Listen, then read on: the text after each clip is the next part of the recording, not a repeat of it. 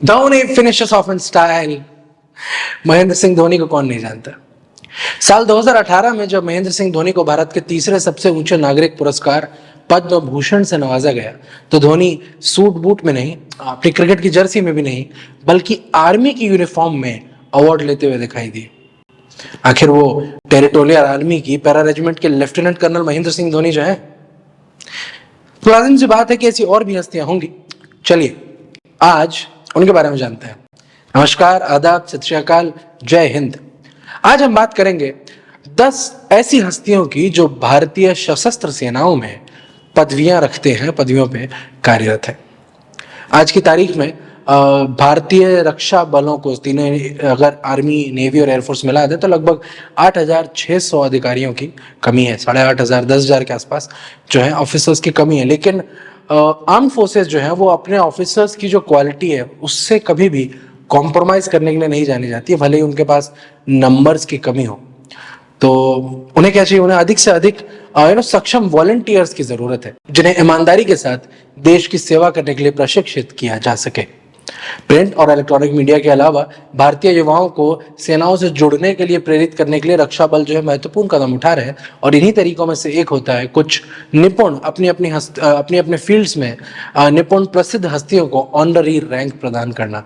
Forces द्वारा प्रतिष्ठित व्यक्तियों को ऑनररी रैंक देने का प्रावधान राष्ट्र के प्रति न केवल उनके योगदान को स्वीकार करता है, बल्कि इसका उद्देश्य युवाओं का ध्यान आकर्षित करना और उनके उत्साह को जगाना भी है उस सम्मान और जीवन शैली के प्रति जो कमीशन होने के बाद इनकी लाइफ में आती है। तो आइए हम बात कर रहे थे 10 ऐसी सेलिब्रिटीज की जो इंडियन आर्म्ड फोर्सेस में रैंक रखते हैं। नंबर 1, कपिल देव। वो शख्स जिसने 1983 के क्रिकेट वर्ल्ड कप को हमारे देश में लाने की मदद की, भारत में एक बेहद पसंद किए जाने वाले और सम्मानित व्यक्तित्व हैं। कपिल देव को कौन नहीं जानता।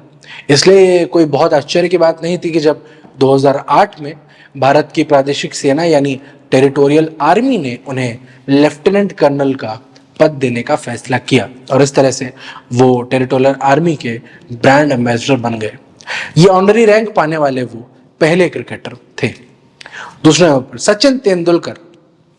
एक क्रिकेटर और अति उत्कृष्ट खेल आइकन के रूप में सचिन की शानदार उपलब्धियों को मद्देनजर रखते हुए भारतीय वायुसेना ने 2015 में उन्हें ऑनररी ग्रुप कैप्टन के पद से सम्मानित किया। देखिए, सचिन तेंदुलकर को किसी परिचय की आवश्यकता नहीं है। अंतर्राष्ट्रीय क्रिकेट में 100 से ज्यादा शतक मारने वाले मास्टर ब्लास्टर भारतीय वायुसेना में ऑनररी रैंक पाने वाले पहले खिलाड़ी बने। और 8 अक्टूबर 2016 की बात है, वो गाजियाबाद में जो हिंडन एयरबेस है उस पर 84वें वायुसेना दिवस के जो समारोह था उसमें भाग लेते हुए भी दिखाई दिए थे। सचिन तेंदुलकर को भारत रत्न भी मिला हुआ, वो इकलौते स्पोर्ट्स पर्सन जिन्हें भारत रत्न मिला है, लेकिन ये अपने आप में एक महान उपलब्धि है। महेंद्र सिंह धोनी की हम बात कर चुके हैं, तो महेंद्र सिंह धोनी थोड़ी डिटेल में भारत के अपने कैप्टन कूल दुनिया भर में अपनी छाप छोड़ चुके हैं और बतौर कप्तान भारत को 2 वर्ल्ड कप और 1 चैंपियंस ट्रॉफी जिताने के साथ मैदान पर उनकी अनेक उपलब्धियों ने उन्हें न सिर्फ युवाओं बल्कि हर तबके के लोगों के बीच में काफी लोकप्रिय बना दिया गया है।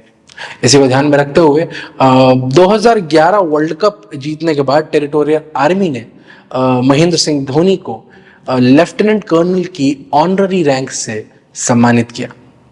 जो लोग धोनी को जानते हैं वो ये भी जानते होंगे कि उनको काम के प्रति उनकी शिद्दत कितनी है। तो उन्होंने टेरिटोरियल आर्मी की पैरा रेजिमेंट को न सिर्फ ज्वाइन किया और बल्कि इस रैंक की गरिमा रखने के लिए बाकायदा अपना ट्रेनिंग प्रोग्राम भी पूरा किया, जिसमें कमांडो ट्रेनिंग के साथ साथ 5 पैरा जम्प्स भी शामिल थी। ये धोनी के चाहने वालों के लिए कोई सरप्राइज की बात नहीं है, क्योंकि वो जो भी करते हैं अंत तक करते हैं। चौथा, Abhinav Bindra. 10 metre air pistol में अपनी धाक जमाने वाले शार्प शूटर अभिनव बिंद्रा ने 2008 के बीजिंग ओलंपिक्स में गोल्ड मेडल जीता और रातों रात एक लेजेंड बन गए। साल 2014 में ग्लासगो में आयोजित कॉमनवेल्थ गेम्स यानी राष्ट्रमंडल खेलों में भी उन्होंने निशानेबाजी में एक और स्वर्ण पदक जीता। साल 2011 में जो महेंद्र सिंह धोनी को टेरिटोरियल आर्मी ने लेफ्टिनेंट कर्नल की ऑनररी रैंक के साथ सम्मानित किया था, उस लिस्ट में अभिनव बिंद्रा भी थे और उन्हें भी टेरिटोरियल आर्मी में लेफ्टिनेंट कर्नल के पद से सम्मानित किया गया। जहां धोनी पैरा रेजिमेंट में शामिल हुए थे, वहीं बिंद्रा ने टेरिटोरियल आर्मी की ही सिख रेजिमेंट को ज्वाइन किया और लेफ्टिनेंट कर्नल अभिनव बिंद्रा बने। पांचवा, राज्यवर्धन सिंह राठौड़। इस लिस्ट में थोड़े से अलग हटके राजू एक बहुत ही प्रतिष्ठित खेल और राजनीतिक व्यक्तित्व राज्यवर्धन सिंह राठौड़ हमारे देश के लिए गर्व और प्रेरणा के स्रोत रहे। उन्हें राष्ट्रमंडल खेलों और विश्व निशानेबाजी चैंपियनशिप में कई स्वर्ण और रजत पदक जीते हैं, और साथ के साथ राजीव गांधी खेल रत्न के अलावा उन्हें सैन्य उत्कृष्टता के लिए अति विशिष्ट सेवा मेडल AVSM से भी नवाजा गया था।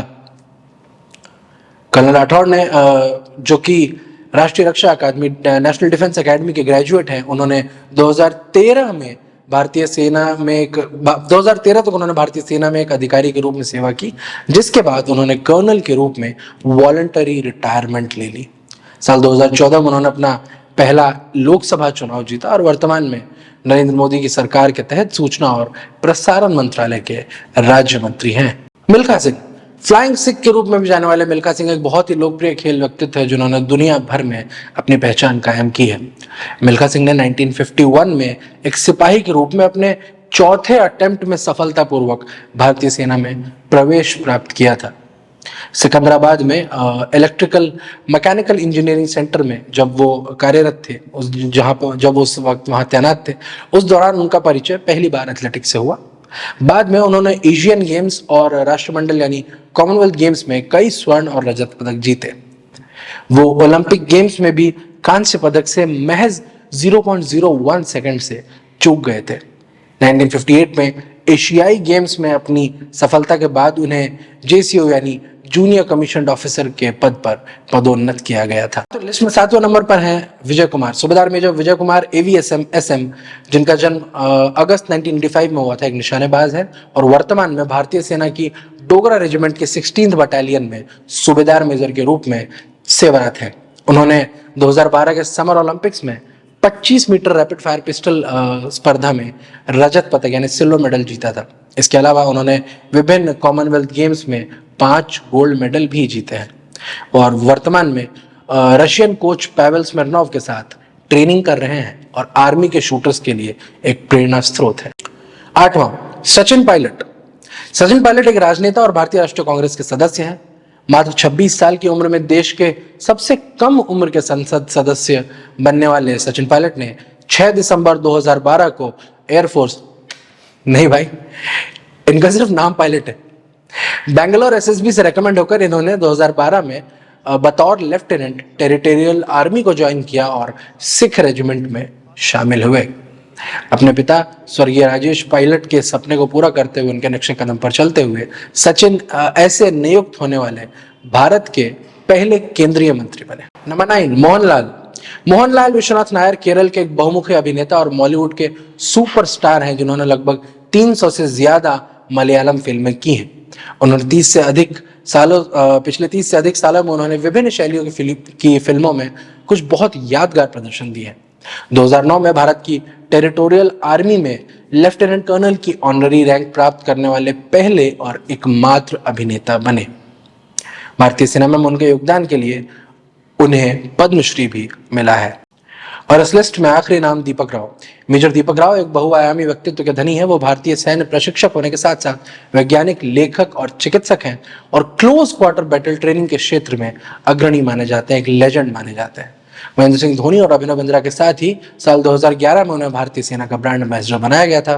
भारतीय सेना की ट्रेनिंग में 17 वर्षों के योगदान को ध्यान में रखते हुए उन्हें भारत के राष्ट्रपति द्वारा मेजर की ऑनररी रैंक के साथ पैरा टीए रेजिमेंट में नियुक्त किया था। एक प्रतिभाशाली व्यक्ति होने के साथ भारतीय समाज में उनका योगदान कई पहलुओं में उल्लेखनीय है और अपने आप में अनूठा है।